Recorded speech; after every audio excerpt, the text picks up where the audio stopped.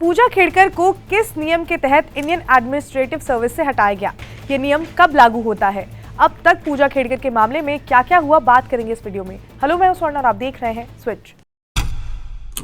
पूजा खेड़कर का मामला पिछले कई दिनों से काफी ज्यादा चर्चा में रहा है। यूपीएससी के एग्जाम में पूजा खेड़कर पर कई आरोप लगे कि उन्होंने डिसेबिलिटी और ओबीसी का फेक सर्टिफिकेट सबमिट किया। ये मामला कोर्ट तक चला गया और अब आईएएस प्रोविजन रूल्स 1954 के रूल नंबर 12 के हिसाब से इमीडिएट बेसिस पर एडमिनिस्ट्रेटिव सर्विस से पूजा खेड़कर को निकाल दिया गया है।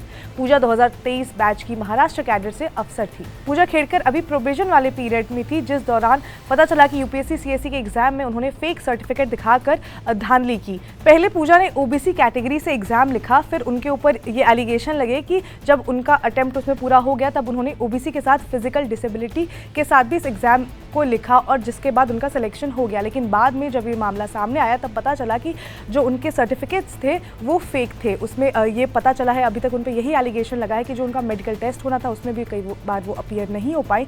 इसके साथ ही साथ उन्होंने अपने पेरेंट्स की जो इन्फॉर्मेशन थी वो भी गलत बताई थी। इस पर स्विच पर कई एक्सप्लेनर्स किए जा चुके हैं, लेकिन आज हम ये बात करेंगे कि जिस नियम के तहत पूजा को हटाया गया है वो क्या है। तो पूजा खेड़कर जब चर्चा में आई थी उसके बाद कुछ ही दिनों बाद उनकी जो उम्मीदवारी थी उसको रद्द कर दिया गया था। इसके साथ ही साथ वो फ्यूचर में किसी भी गवर्नमेंट एग्जाम में अपीयर नहीं हो सकती हैं, ये भी उनके ऊपर रिस्ट्रिक्शंस लगाए जा चुके हैं और अब तो उन्हें सर्विस से ही हटा दिया गया है। उन्हें हटाने के लिए इंडियन एडमिनिस्ट्रेटिव प्रोविजन रूल 1954 के रूल नंबर 12 का यूज किया गया है। इंडियन एडमिनिस्ट्रेटिव प्रोविजन रूल 1954 में मेंशन है, इसमें कब किसी आईएएस प्रोविजनर को हटाया जा सकता है इसके बारे में भी बताया गया है, जिसमें मेंशन है कि अगर सेंट्रल गवर्नमेंट को लगे कि कैंडिडेट उस पोस्ट के लिए एलिजिबल नहीं है तो उसके प्रोविजन के दौरान ही उसे हटाया जा सकता है। इसके साथ ही साथ प्रोविजन पीरियड में आईएएस ऑफिसर जो यूपीएससी सीएससी क्वालिफाई करके आते हैं उनके इसके बाद भी कई एग्जाम्स होते हैं और अगर वो उस एग्जाम के री एग्जाम में फेल हो जाते हैं उसके बाद भी उन्हें इस सर्विस से हटाया जा सकता है। इसके साथ ही साथ अगर प्रोविजन पीरियड के दौरान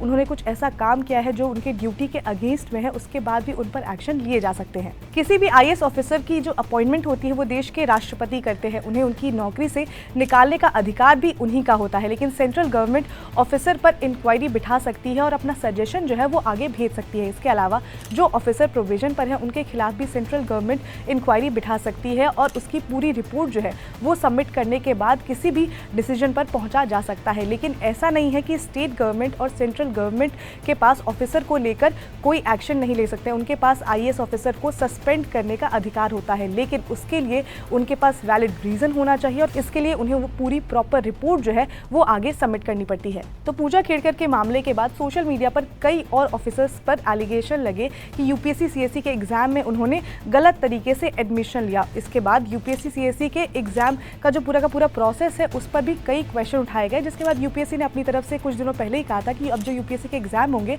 उसमें जो टेक का यूज करते हुए इस प्रोसेस को सेफ और सिक्योर बनाया जाएगा, जिससे इसमें धांधली करने के जो चांसेस हैं वो कम हो जाए और वो इस तरह की जो घटनाएं हैं वो आगे ना हो।